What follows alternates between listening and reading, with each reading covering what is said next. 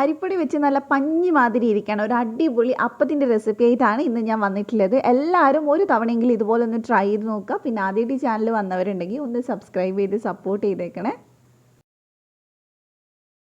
അപ്പോൾ ആദ്യം തന്നെ ഞാനിവിടെ ഒരു ബൗൾ എടുത്തിട്ടുണ്ട്. അതിനകത്തോട്ട് 2 കപ്പ് അരിപ്പൊടി ചേർക്കുന്നുണ്ട്. നമ്മൾ ഇടിയപ്പത്തിനും പത്തിരിക്കൊക്കെ എടുക്കുന്ന സാധാ പൊടി ഉണ്ടല്ലോ അത് തന്നെ എടുത്തിട്ടുള്ളത്. 2 കപ്പ് എടുത്തിട്ടുണ്ട്. അത് ഞാൻ 1 കപ്പ് കാണിക്കാൻ വിട്ടുപോയതാണ് കേട്ടോ.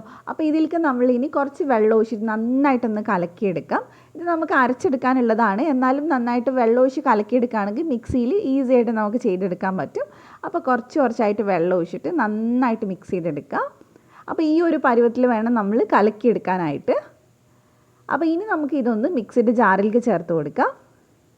നമ്മൾ ഡയറക്റ്റ് ആയിട്ട് പൊടിയും വെള്ളവും അങ്ങനെ മിക്സിയിൽ ചേർക്കുകയാണെങ്കിൽ പെട്ടെന്നൊന്നും അരഞ്ഞു കിട്ടില്ല, നല്ല ബുദ്ധിമുട്ടാവും.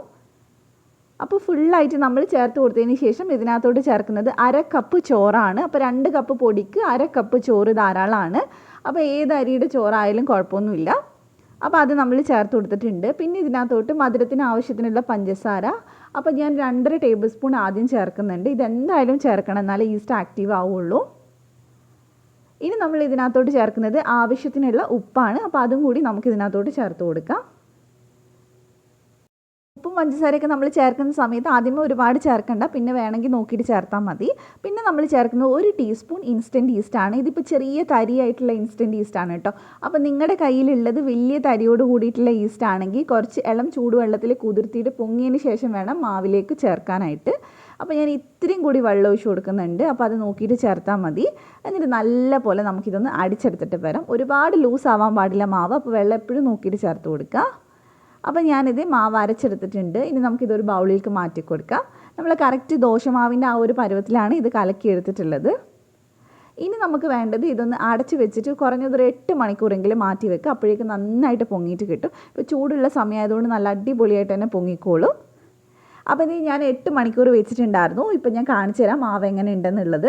നല്ല പോലെ പതഞ്ഞ് വന്നിട്ടുണ്ട്. ഒരുപാട് എയറൊക്കെ കയറി നല്ല സൂപ്പറായിട്ട് വന്നിട്ടുണ്ട്. ഞാനിത് സ്പൂൺ വെച്ചൊന്ന് ഇളക്കിയിട്ട് കാണിക്കാം. അപ്പോൾ നിങ്ങൾക്ക് കറക്റ്റായിട്ട് മനസ്സിലാവും എത്രത്തോളം എയർ കയറിയിട്ടുണ്ട് എന്നുള്ളത്. അപ്പോൾ കണ്ടില്ലേ, ഇതാണ് നമ്മുടെ മാവ്. ഈ ഒരു പരുവത്തിലായിരിക്കുക. അപ്പോൾ ഇനി നമ്മൾ ഇതിലേക്ക് തേങ്ങയൊന്നും ചേർത്തിട്ടില്ല. അപ്പോൾ ഏറ്റവും അവസാനമാണ് നമ്മൾ തേങ്ങ ചേർക്കുന്നത്, ചുടുന്നതിന് മുമ്പായിട്ട്.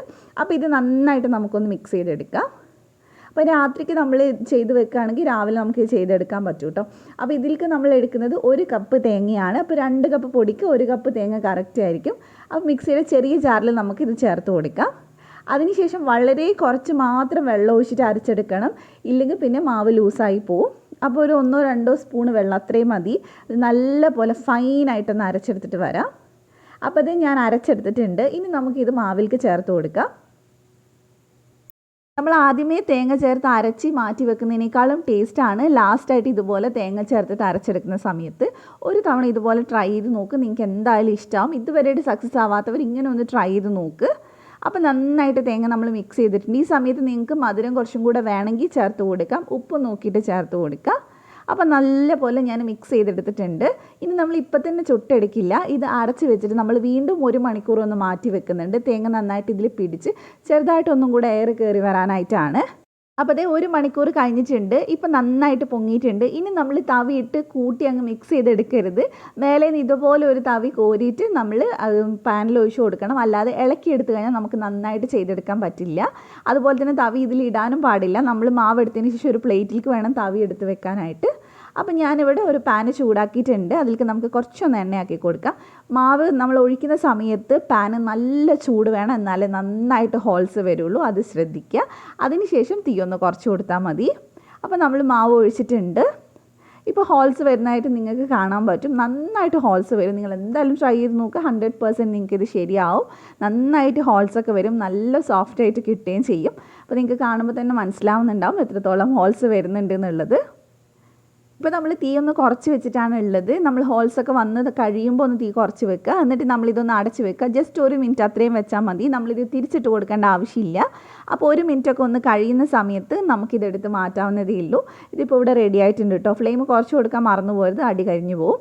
അപ്പോൾ അതേ നമ്മുടെ ഫസ്റ്റ് തപ്പ് ഇവിടെ റെഡി ആയിട്ടുണ്ട്. നല്ല സൂപ്പറായിട്ട് ഹോൾസൊക്കെ വന്നിട്ടുണ്ട്. എല്ലാവരും എന്തായാലും ട്രൈ ചെയ്ത് നോക്കുക. ഒരു തവണയെങ്കിലും ഇങ്ങനെ ഒന്ന് ഉണ്ടാക്കി നോക്കുക. അപ്പോൾ നമ്മളിനി അടുത്തതും ഒന്ന് ഒഴിച്ച് കാണിക്കുന്നുണ്ട്. അപ്പോൾ നമ്മൾ നേരത്തെ പറഞ്ഞ പോലെ തന്നെ മാവിട്ട് ഇളക്കാതെ ആ പത തന്നെ കോരിയിട്ട് വേണം നമ്മൾ ഇതുപോലെ കല്ലിലൊഴിക്കാനായിട്ട്. അപ്പോൾ വീണ്ടും നമുക്കിത് ഹോൾസ് വരുന്ന കാണാൻ പറ്റും.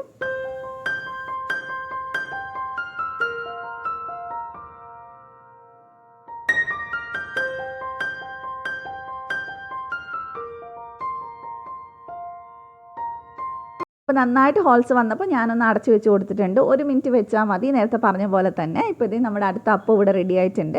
അപ്പോൾ എന്തായാലും ട്രൈ ചെയ്ത് നോക്കുക, എന്നിട്ട് എൻ്റെ അടുത്ത് ഫീഡ്ബാക്ക് പറയുക. റെസിപ്പി ഇഷ്ടമായിട്ടുണ്ടെങ്കിൽ ധ്യാൻസ് കണ്ണൂർ കിച്ചൺ ഒന്ന് സബ്സ്ക്രൈബ് ചെയ്യുക. എന്നിട്ട് തൊട്ടടുത്തുള്ള ബെല്ല് ക്ലിക്ക് ചെയ്തിട്ട് ഓളോട് ക്ലിക്ക് ചെയ്യുക. എന്നാൽ മാത്രമേ ഞാൻ വീഡിയോസ് ഇടുമ്പോൾ നിങ്ങൾക്ക് നോട്ടിഫിക്കേഷൻ വരുള്ളൂ. അപ്പോൾ അതേ നമ്മുടെ അപ്പം നമ്മളിവിടെ സെർവ് ചെയ്തിട്ടുണ്ട്. നിങ്ങൾക്ക് ഇതിൻ്റെ കൂടെ ചിക്കൻ കുറുമയോ അല്ലെങ്കിൽ എഗ് റോസ്റ്റോ എന്ത് വേണമെങ്കിലും സെർവ് ചെയ്യാം. അപ്പോൾ എല്ലാവരും ട്രൈ എന്ന് വിചാരിക്കുന്നു. നമ്മളിനി മറ്റൊരു നല്ല വീഡിയോ ആയിട്ട് വീണ്ടും വരുന്നതായിരിക്കും ഇൻഷാ അല്ലാഹ്. Thank you for watching.